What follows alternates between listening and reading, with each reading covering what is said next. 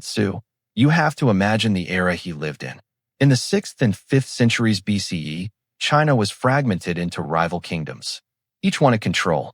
Each was spending its treasury to achieve it. Wars never truly ended. Armies expanded, taxes increased, and economies tightened. Every time a king sent his army on campaign, he sank deeper into debt, and that debt became an ever-growing burden on his shoulders. We are very eager to romanticize past wars, heroism, honor, grand tactics. But in reality, wars of that time were not romantic. They were logistical. The moment an army moved, the clock started ticking.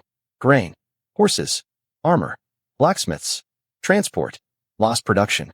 A campaign lasting months could wipe a small state off the map. A war dragging on for years could destabilize even a powerful one. Sun Tzu emerged in such a difficult time, not as a detached thinker, but as someone who saw that economic crisis would inevitably become a military problem. Today, he is presented as someone who broadens the horizons of CEOs. In truth, he was a risk manager. He recognized the numbers, the logistics, the unsustainability. And he understood this. If the treasury runs dry, victory means nothing. Remember the famous line at the beginning of the book, "War is of vital importance to the state." Vital also means risky, powerful enough to disrupt every balance. Sun Tzu was not deifying war. He aimed to control it like a puppet. When he said, "The greatest victory is to win without fighting," he was emphasizing costless victory. When he wrote, "No country has ever benefited from prolonged warfare," he wasn't writing poetry. He was stating a budgetary truth. As war continues, what you possess diminishes. Resources erode. People grow exhausted. That is why he speaks of speed, intelligence, and psychological superiority, because these are less costly than building and maintaining a massive army. One of Sun Tzu's most striking traits is this. He saw war as a balance sheet.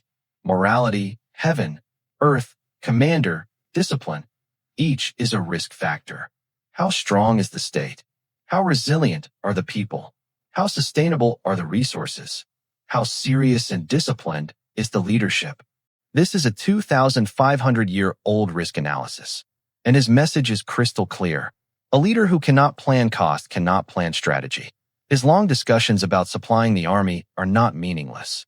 The longer the road, the deeper the deficit.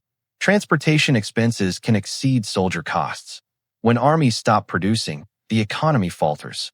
A commander who advances without planning may win battles, but still endanger the state. Logistics is not merely a part of strategy, it is indispensable. The same applies to intelligence. Sound analysis is more valuable than an army marching unnecessary miles. Knowledge is the most powerful weapon. In today's world, from cyber warfare to economic sanctions, the logic is nearly the same. Low cost, high impact. Even in the not-so-distant past, the pattern was similar. Vietnam War, Soviet-Afghan War, World War I.